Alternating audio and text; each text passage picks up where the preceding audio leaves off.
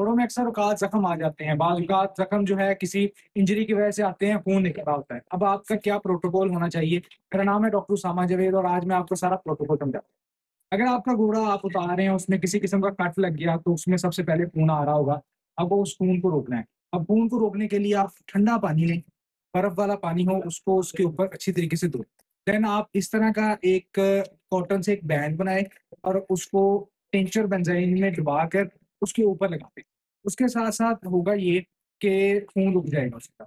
आपको अगर खून फिर भी नहीं रुक रहा और आपको उसके साथ एक इंजेक्शन देना है जिसका नाम है ट्राज़ामीन, जो कि आप 10 एमएल कम से कम उसको आईवी करें। साथ में आपको एक दर्द का इंजेक्शन देना है जिसका नाम है फेनाइलबुटाज़ोल, वो आप दे सकते हैं, इससे दर्द उसकी कम होगी। और रात में आपको इमीडेट के नाम से एक इंजेक्शन देना है जो कि 0.5 एमएल की डोज़ आती है। 4 इंजेक्शन आपको गर्दन में लगाने हैं, ये आपको घोड़े को टेटनस से बचाएँगे। ये पूरा प्रोटोकॉल है, आपको इस चीज़ को फ़ॉलो करना है, इंशाल्लाह आपके घोड़े को कोई मसला नहीं होगा।